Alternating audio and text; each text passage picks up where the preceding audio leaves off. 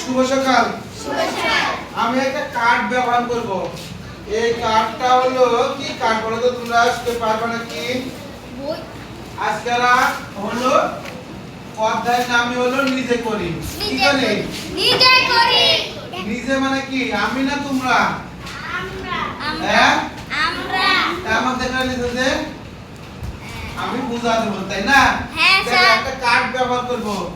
এই কটা কার্ড আছে 1 2 3 4 5 6 1 2 3 4 5 6 কটা কার্ড আছে?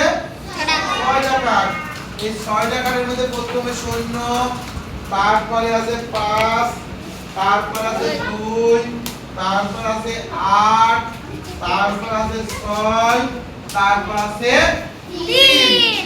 এখন প্রথম প্রশ্নই তোমরা পৃষ্ঠা নাম্বার বের করো 22। 22 এর 7 নম্বর অঙ্ক। কয় নম্বর অঙ্ক বলো তো?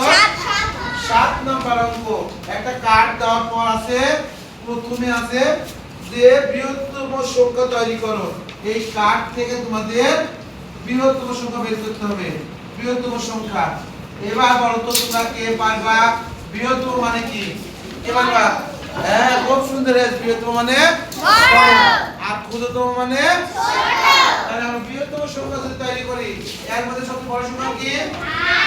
8। তারপর 6, তারপর 5, তারপর 3, তারপর 2, তারপর 0। এই তো আমরা বৃহত্তম সংখ্যাটা আমাদের হয়ে গেল। বুঝতে পারলা? দ্বিতীয় প্রশ্নে ক্ষুদ্রতম সংখ্যা তৈরি করো। এবার তো দেখছি আরো জটিল রে। এবার এতক্ষণ করলাম বৃহত্তম সংখ্যা। এবার কি করব বলতো? ক্ষুদ্রতম। এবার বের করব ক্ষুদ্রতম সংখ্যা। কি বের করব? ক্ষুদ্রতম। এবার বলতো ক্ষুদ্রতম মানে কি? ছোট। তাহলে এর মধ্যে সবচেয়ে ছোট কি? ছোট। যদি আমরা শূন্য দিই তাহলে কি কোনো সংখ্যা হবে? না। তাহলে সবচেয়ে ছোট শূন্যের পর কি? 2। 2। তারপর কি বসাবো বলতো? এবার দেখি। শূন্য, তারপর 3, তারপর 5, তারপর 6, তারপর 8। এই তো তোমরা দেখি শিখে গেছো তো। বৃহত্তম শিখে গেছো, ক্ষুদ্রতম শিখে গেছো। তাহলে কটা হলো?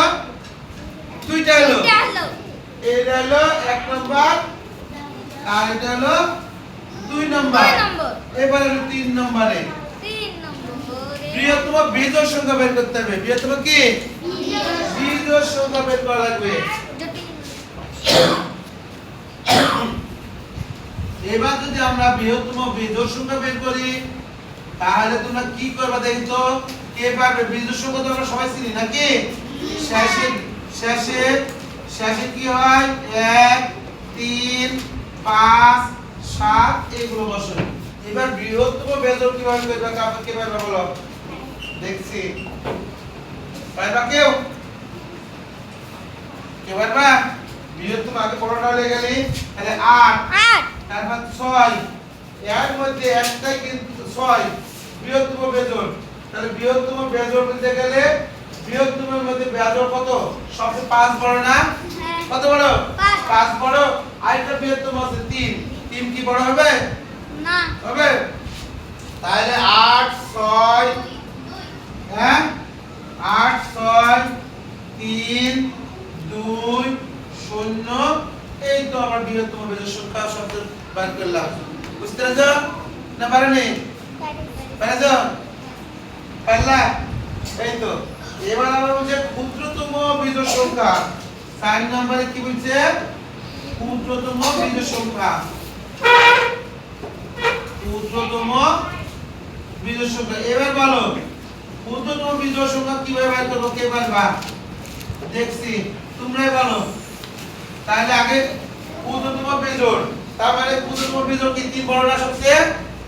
3 বড়। তাহলে আমরা 3 কে রেখে দেব।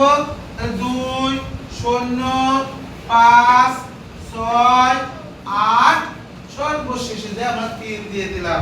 ক্ষুদ্রতম বিজোড় সংখ্যা। কে বুঝতে পারলে বলো? সবাই বুঝতে পেরেছে। কথা বুঝতে পেরেছো? সবাই বললা তো? হ্যাঁ আচ্ছা, স্যার। সমস্যা আছে? না স্যার। সবাইকে অনেক অনেক ধন্যবাদ।